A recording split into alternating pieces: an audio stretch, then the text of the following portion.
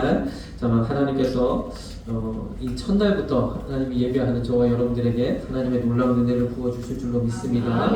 하나님께서 예배를 참 기뻐하시더라고요. 제가 이 연말을 보내면서 하나님께서 제게 말씀하셨어요. 예배에 대한 마음. 저도 가만히 돌이켜보니까 참 코로나를 지나면서 예배에 대하여 다른 생각들이 있었던 것 같아요. 그렇죠? 많은 지금 한국 땅에 크리스찬들이 예배, 이 공예배, 하나님 앞에 나와서 드리는 회중 예배, 이 예배 외에 다른 방법이 있다라고 생각하는 것 같아요. 근데 하나님 그거 아니라고 제게 말씀하시더라고요. 그래서 오늘도 그 예배에 대해서 또 제가 나름대로 여러분들에게 새해 첫날부터 이 축복의 말씀, 우리가 25년도도 주님 안에서 승리하기 위해서는 반드시 이 복음이 필요한데 어떻게 내가 이 말씀을 전할 수 있을까 고민하면서 제 나름대로 하나님의 말씀을 여러분들에게 선포하기를 소망합니다.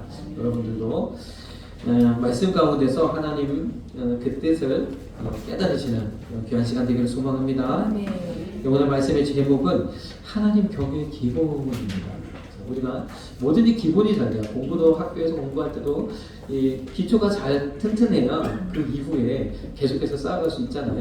저도 가만히 보니까 학교에서 이제 과거에 열심히 공부를 열심히 안 했죠. 사실 열심히 못해서 나중에 더 높은 수준으로 올라가려고 하는데 한계에 부딪히더라고요. 이게 기초가 없으면 한계에 부딪혀요. 그때 누군가가 우리를 붙들어주고 가르쳐주고 하면 또 그 한계를 또 넘어설 수 있겠지만 참 기초가 약하면 넘어서기가 어려울 것 같아요. 그래서 우리도 마찬가지로 하나님께서 25년도 하나님께서 놀라운 축복으로 여러분들 가운데 예비해 주셨는데 우리가 기본이 안 되면 그렇죠?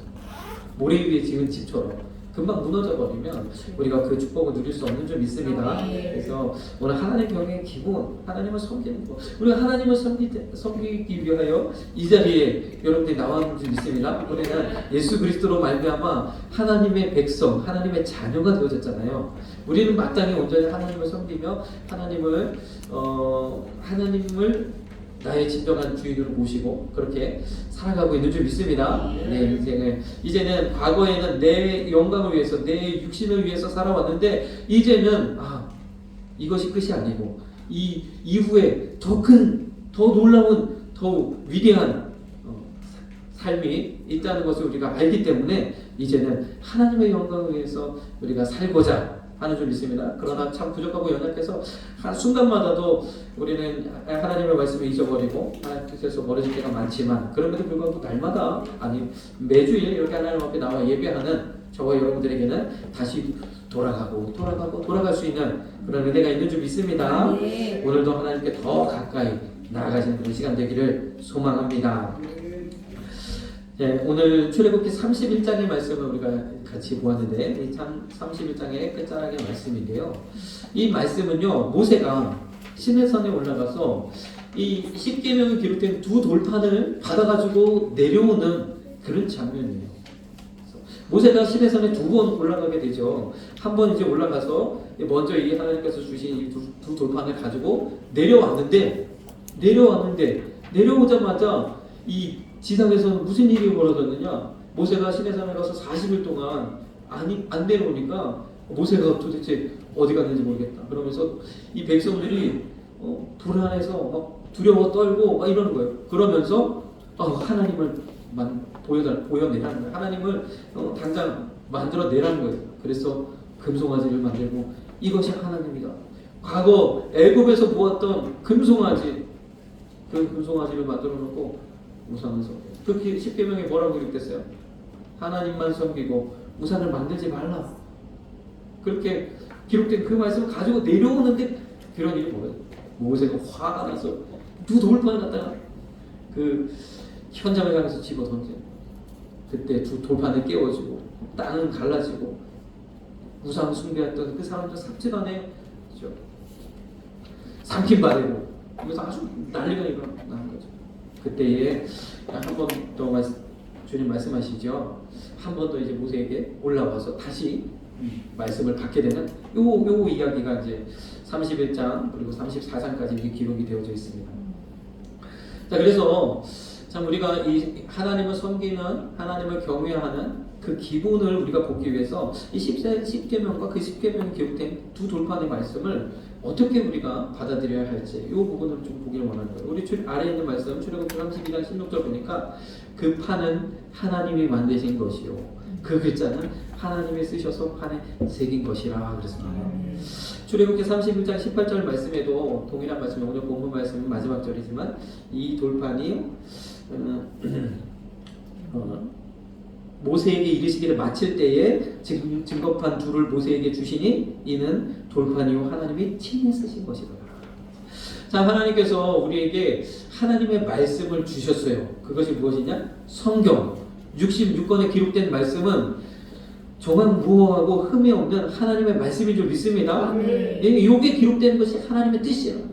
하나님의 뜻을 우리에게 알리시고자 그 말씀을 이스라엘 역사 가운데서 하나님 기록하시고 또 많은 선지자들을 통해서 기록하셨고 또 많은 하나님의 사람들을 통해서 기록하셨어요.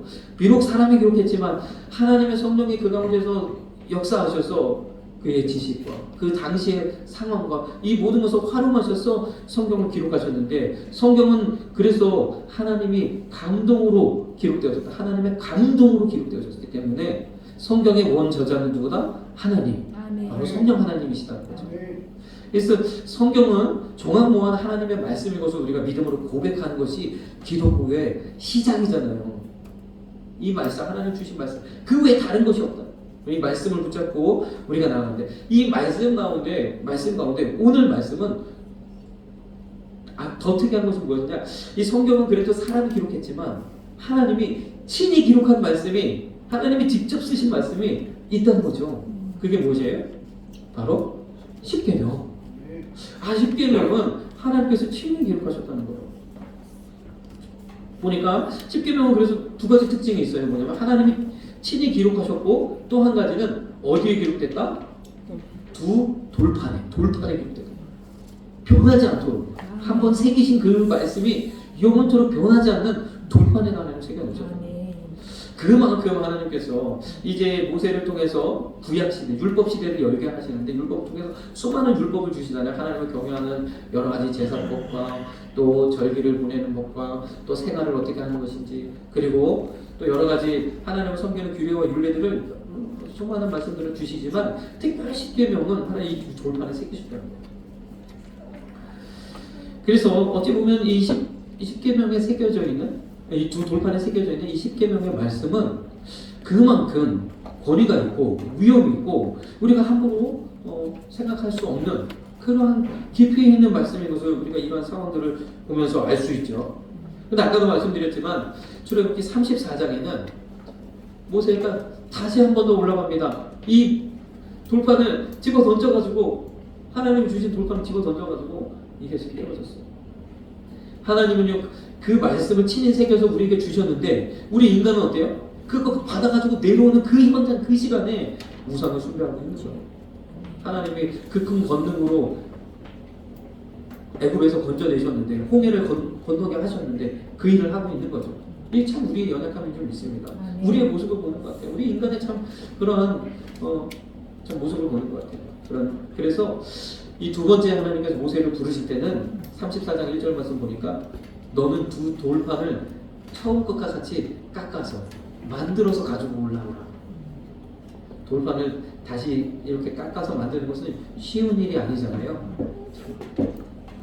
어떻게 보면 구약시대는 이 하나님의 말씀을 참 어거지도 그렇게 안 되는데 해보려고 노력을 하다가 결국에는 포기하고 하나님 뜻에서 멀어지는 이스라엘 백성들을 우리가 보게 됩니다. 그러한 모습을 또 우리가 연상케 되어지는 이런 상황이 아닌가 합니다. 돌판을 처음부터까지 깎아 만들려고 했어요. 이건 우리의 노력으로는 안 되는 줄 믿습니다. 우리의 힘으로는 안 되는 줄 믿습니다. 그렇죠. 하나님께서 이제는 그래서 이 신약 시대는 하나님이 우리에게 새로운 방법으로 하나님의 말씀을 우리에게 허락하시잖아요. 자, 그러면 이 두 돌판이 어디에 보관되어져 있냐? 어디에 보관되어 있냐면 모세가 그때 당시에 만들었던 하나님의 궤, 증거궤, 언약궤, 법궤라고도 하는 이 언약궤 안에 그 안에 두 돌판이 들어있습니다. 그래서 항상 이스라엘 백성은 언약궤와 함께하는 민족이잖아요. 네. 하나님의 말씀, 하나님의 만남의 장소, 하나님이 이 세상 가운데 영이신 하나님이 우리 가운데 나타나셔서 자신을 나타내시고, 이거 현이라고 하죠. 현현, 하나님의 현현, 하나님이 창조주이신 하나님이 이 세상 가운데 자신을 드러내시는 그 장소, 그 자리, 우리 말씀하시는 자리, 그 자리가 바로 언약궤이죠. 그 어디에, 그 안에, 그 언약궤 안에 이 두 돌판이 들어요.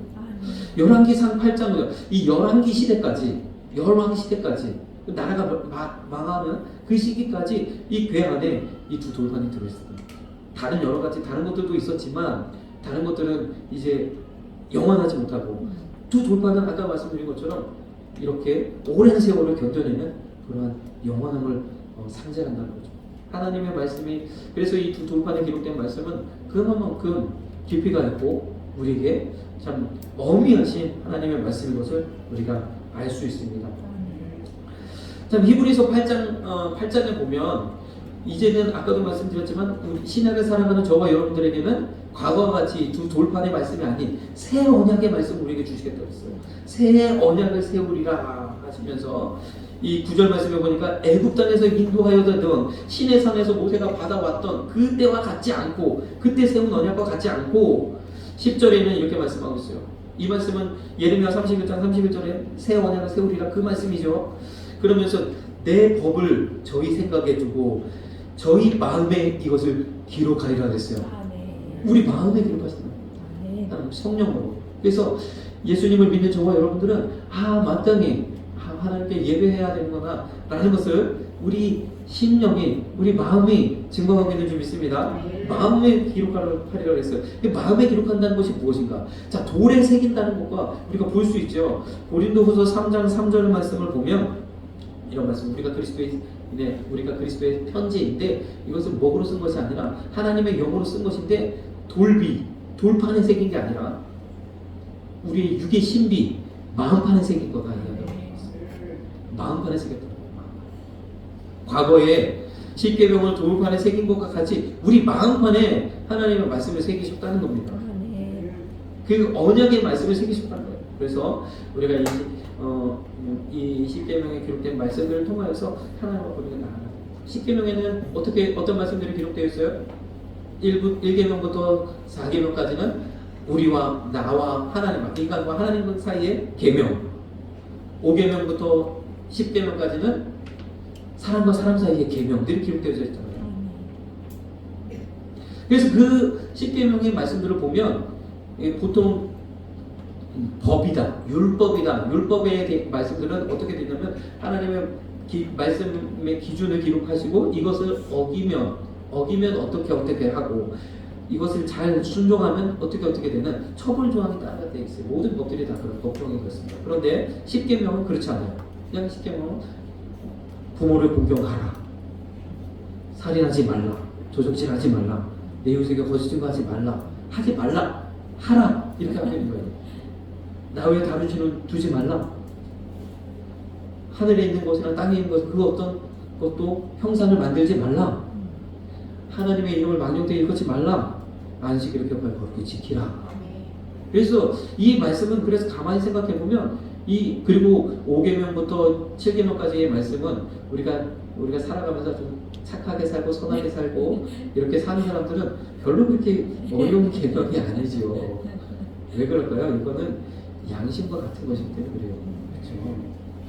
양심적인 사람이라면 마땅히 그렇게 살 수밖에 없죠. 그래서 어떻게 보면 10계명은 양심과 같은 그런 성격의 것이라는 거예요. 그럼 5계명부터 10계명이 그러한 것이라면 저와 여러분, 예수님을 믿고 하나님의 자녀가 된 저와 여러분들은 1계명과 4계명도 양심의 수준에서 지켜져야 되는 그러한 하나님의 계명이라는 겁니다. 이것이 얼마나 큰 은혜입니까? 그러면 다시 말해서 하나님을 섬기는 저와 여러분들, 그렇죠? 이러한 수준에서 하나님이 말씀하신 이 1계명부터 4계명에 우리가 관심을 가져야 되죠. 생각을 해보아야 되죠. 자, 그 중에서 오늘 우리는 이 안식일에 대해서 보기 원하는 거죠. 마태복음 5장 18절 말씀 보니까 율법의 1.1획도 반드시 없어지지 아니하고 다 이루리라 그랬어요. 이것은 무슨 말이냐? 1.1은 하나님 말씀 거기 있는 그대로, 그죠?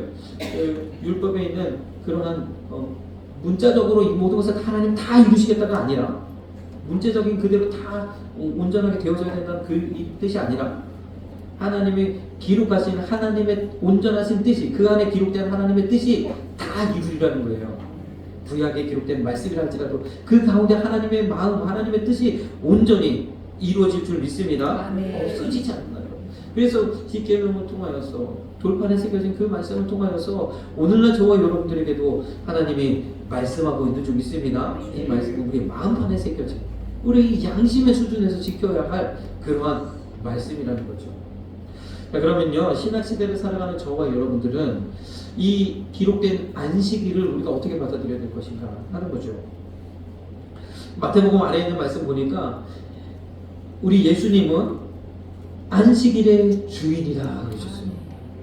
예수님은요, 항상 자기 자신을 표현할 때 인자라고 하셨죠. 사람의 아들, 인자. 인자는 안식일의 주인이라고 말씀하셨어요.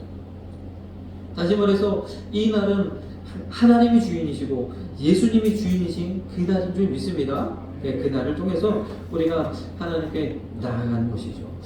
먼저요, 이스라엘 백성들이 하나님의 백성, 하나님의 나라, 이 백성은 내 것이야 라는 증거로 하나님께서 두 가지를 주셨는데, 한 가지는 무엇이냐? 이스라엘 백성의 몸에 새긴 증거, 바로 할례의 복종을 주셨어요. 예, 창세기 17장에 보면 할례 언약을 허락하셨죠. 하나님이 약속하셨습니다. 근데 그 약속이 불변하다는 것을 나타내시기 위하여 그들의 몸에 새기게 하셨습니다. 그것이 바로 할례이지요.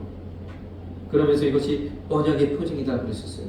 할례, 그래서 할례 받지 않으면 이스라엘 백성에 들어가지 못해요. 하나님의 자녀가 아닌, 하나님의 나라가 아닌 거예요. 그래서 할례를 받아야 하나님의 나라가 됐어요. 그러나 그 할례에는 오늘날 예수 그리스도를 믿음으로 고백한 저와 여러분들 마음의 할례인 줄 믿습니다. 그럼 어쨌든 할례의 언약을 주셔서 이스라엘 백성을 삼으셨단 말이죠. 그리고 두 번째 언약은 무엇이냐? 바로 오늘 말씀 31장 13절부터 18절에 기록된 말씀, 안식일을 지키라. 이것이 언약이라는 거예요. 아까 우리가 말씀드렸죠. 이것이 언약이다. 너와 나 사이에, 나는 너희 하나님이 되고 너희는 내 백성이다. 이것의 언약으로 안식일을 지키라 하는 그 말씀을 주셨다. 다시 말해서 이 이스라엘 백성들은 이 일주일에 한 번씩 돌아오는 이 날, 7일 주기로 살아가도록 하는 거예요. 아주 고대에서부터 7일 주기로 살아가도록 했어요. 그때 당시에는 이런 개념이 없었지만, 그럼에도 불구하고 날짜를 세워서 7일째 되는 날 안식일을 항상 기억해서 지키도록 했어요. 지금은 우리가 아주 편하게 달력에 빨간색으로 쫙 써져 있으니까 얼마나 편합니까? 옛날에는 달력이 없었죠. 다 음력으로 했어요. 음력으로. 그래서 일주일이란 개념이 없었던 거예요. 그런데 유대인들은 아주 옛날부터, 고대부터 이 7일 주기로 살아왔어요.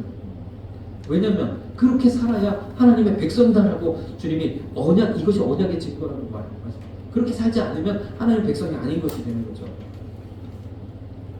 자, 출애굽기 20장에는 이 안식일에 대한 계명, 10계명 중에 이 4계명에 해당되는 안식일에 대한 계명을 설명하실 때 출애굽기 20장에 이제 10계명이 기록되어져 있는데, 20장에 안식일에 대한 계명을 설명하실 때 이렇게 말씀하셨어요.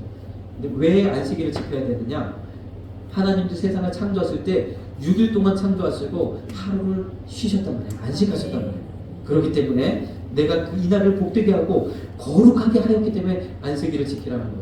거룩하게 하였다는 얘기는 이 날은 거룩은 하나님의 속성이니까 이 날은 하나님의 날입니다. 6일은 우리가 열심히 내 마음대로 살 수 있지만 이 날만큼은 하나님이 주인이시다는 거죠. 그렇게 말씀합니다. 그래서 이것은 무슨 말이냐? 이것은 무슨 뜻이냐? 이렇게 예배하면 일주일에 한 번씩 하나님 앞에 예배드리는 이러한 삶은 모든 사람에게 꼭 해당된다는 거예요. 이 세상에 창조된 모든 사람들은 당연히 이렇게 살아야 된다는 거예요. 지금 시대가 발전하고 하다 보니까 사람들이 이 주기로 살기는 하죠. 지금 이제 5일째가 돼서 5일이라고 이틀 놀지만 어쨌든 우리는 이제 이 주기로 살죠. 우리나라도 이 7일 주기로 산 것은 가보개혁 이후로 그렇게 오래되지 않았어요. 한 100 얼마 정도 됐어요. 그 전에는 우리도 일주일 단위로 안 살았어요. 보름 단위로 살거나 한 달 단위로 살거나 하루하루 살거나 그랬어요. 근데 이렇게 일주일 단위로 이렇게 살게 된 것은 우리의 리듬이, 생체 리듬이 그렇게 되어졌다는 거예요. 우리가 그렇게 창조되었다는 거예요. 그래서 왜 일주일 단위로 살아야 돼? 5일 단위로 살면 안 돼? 뭐 10일 단위로 살면 안 돼? 여러 가지 실험이 있었다. 과거 공산주의 때 9일 동안 일하고 10일째 쉬는 얼마나 편해. 딱딱 끊어지잖아. 10일마다 쉬니까 얼마나 날짜도 계산하기도 좋아 하면서 10일로 바꿨는데 생산력이 안 되더라고요.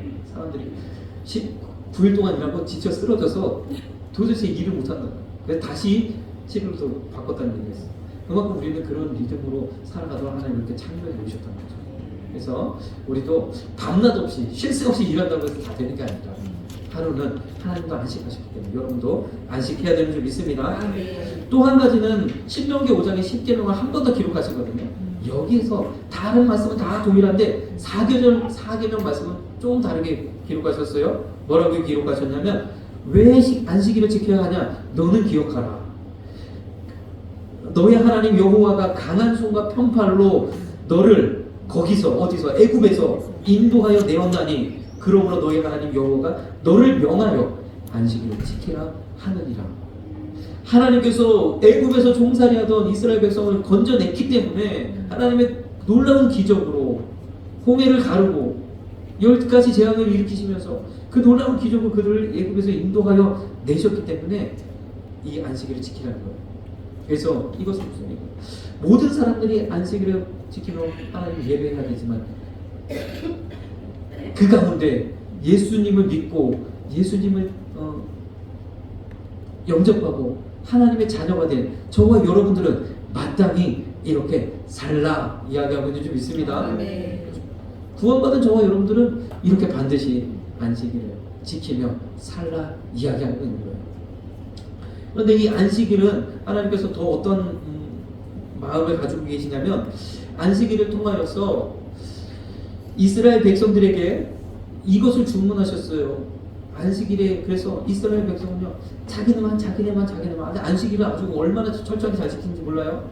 뭐 일하지 말라 그러니까 에어컨 스위치도 안 켠다 그러는데 옆집 불러가지고 이스라엘 사람이 아닌 자기 민족이 아닌 이방인 불러가지고 너는 이방인이니까 켜도 돼 키라고 한다고 하잖아요. 그렇게 하나님 관계라는 게 아니죠. 어떻게 하라고 하는 거냐면 이사야 56장에 이것을 이야기합니다. 이사야 선지자가 이야기하는 거야. 오실 주님을 이야기하면서 오실 주님을 예언하면서 56장 6절에 이렇게 이야기하는 거예요. 자, 안식일을 지켜 더럽히지 아니하며 나의 언약을 굳게 지키는 이방인마다 그 이방인들에게 어떻게 하겠다? 7절 말씀 보니까 내가 그를 나의 성산으로 인도하여 기도하는 내 집에서 그들 기쁘게 할 것이며 그들의 번제와 희생 예배를 받으시겠다는 거죠. 다시 말해서 이 안식일은 만민에게 확장되기를 모두가 세상 모든 사람들이 예배하기를 하나님 원하셨는 줄 믿습니다. 이스라엘이 이걸 몰랐어요. 이걸 몰라서 이제 하나님의 제약을 받게 되는 거죠. 벌을 받는 거죠. 아직도 저 중동에 있는 이스라엘은 예수님을 인정하지 않고 자신의 과거 구약의 그 유대교를 여전히 믿고 있지 않습니까? 그러면서 이 말씀한 거에 내 집은 만민이 기도하는 집이라 일컬음이 될 것이다. 우리 보통 교회를 이야기할 때 만민이 기도하는 집 이렇게 얘기하잖아요. 주님도 성전을 정화하실 때에 이 말씀을 말씀하셨잖아요. 만민이 기도하는 집으로 만들어야지 강도의 구류를 만들었다 이렇게 이야기하시면서 아주 강하게 말씀하셨는데 이 말씀에 하나님은요 모든 사람들이 다 이 날에 하나님의 날에 이 주일에 하나님께 거룩하게 예배하기를 원하시는 줄 믿습니다. 예수님은요 이 땅에 오셔서 공생의 기간 동안 참 유난히도 안식일 문제로 바리새인들과 많이 부딪히셨어요. 그러면서 주님의 말씀하신 몇 구절을 소개해드리면 마태복음 12장 보면 나는 자비를 원하고 제사를 원치 아니하노라 하신 뜻을 너희가 알았다면 무죄한 죄를 죄로 정치 아니하였습니다. 왜 안식일을 하지 못할 일을 하십니까? 바리새인들이 막 따지고 드니까 8절에 안식일의 주인은 나야 라고 해요. 이 날의 주인은 바로 우리 예수님, 또 바로 우리 하나님인 줄 믿습니다. 또 마가복음 2장에는 다른 표현을 이렇게 하셨어요. 안식일은 사람을 위하여 있는 것이지 사람이 안식일을 위하여 있는 것은. 너희들은 어찌 안식일을 문자 그대로 지키는 거 찾아오는데 안식을 위하여 사람이 있는 것처럼 그렇게 하느냐는 거죠. 안식일은 사람을 위하여 있는 것인 줄 믿습니다. 안식일을 통해서 하나님이 원하시는 그 마음이 있다는 거죠. 인자는 안식일에도 주인이라 이 날은 온전히 주님의 것이니 주님께 올려드리는 저와 여러분들 되시기를 간절히 소망합니다. 그래서 자, 아까도 말씀드렸지만 이 안식일은 이제 신약시대를 살아가는 저와 여러분들에게는 주님의 날, 주의 날, 주일이잖아요. 이것이 안식일에서 주일이 된 주님의 날이 되는 과정은 예수님께서 이 주일날 부활하셨고 주일날 성령이 임하셨고 초대교회부터 주일날 모여서 안식 후 첫날 주일날 모여서 함께 떡을 떼고 모이기를 힘쓰고 하는 이러한 전통이 이제 굳어져서 이제 주일로 예배를 드리게 되어졌죠. 주일 예배를 드립니다. 이 안식일은 이 주일은요 아까도 얘기했지만 양심의 수준에서 지켜줘야 됩니다. 그리고 하나님과 하나님 백성 사이에 하나님과 하나님 자녀 사이에 언약의 징표를 주신 거예요. 그래서 우리가 코로나를 지나면서 많은 사람들이 교회를 떠나면서 내가 마음으로 하나님을 믿으면 되지. 굳이 내가 나가서 예배드릴 필요가 뭐가 있어. 또는 인터넷에서 좋은 말씀 들으면 되지. 내가 힘들게 거기까지 나가서 이러한 하나님이 원치 않으신 다른 마음들을 갖고 있다는 거죠. 저와 여러분도 만약 이런 비슷한 생각을 가졌다면 오늘 이 시간에 그 생각을 돌이키시고 하나님과 나와 언약의 지표로 주신 이 주님의 날을 주님께 온전히 올려드리는 저와 여러분 되시기를 소망합니다. 이 날의 주인은 내가 아닌 주님인 것을 기억하셔서 예수님께 온전히 올려드리는 그러한 시간이 되어야 될 줄 믿습니다. 이것이 우리에게 정하는 것이라는 거예요.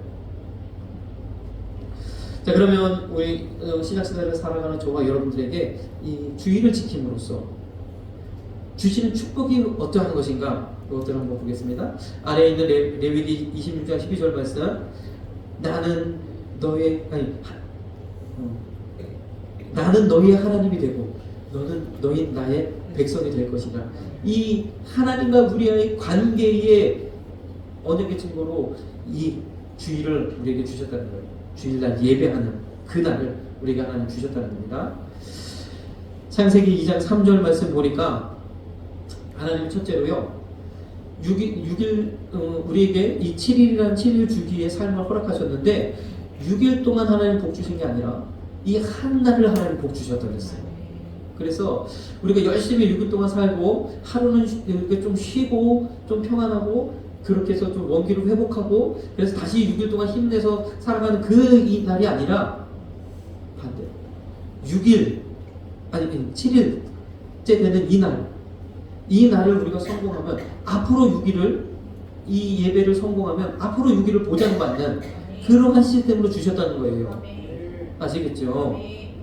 이 날을 복 주셨다는 거예요. 이 날을. 그래서 우리가 복 받는 비결은 이 복된 날 온전하게 우리가 하나님 앞에 예배하면 당연히 우리의 삶 가운데 은혜와 복이 임하게 될 줄로 믿습니다. 가장 기본으로 우리가 많은 것들을 하고 뭐 엄청난 일들을 하고 그거보다도 더 중요한 아까도 말씀드렸지만 하나님이 친히 쓰신 말씀이라는 거죠. 그래서 이사야 58장 13절 말씀을 보면 우리 주보에는 14절만 기록되어 있는데 13절 말씀을 보고 14절을 보겠습니다. 보면 이렇게 얘기했어요.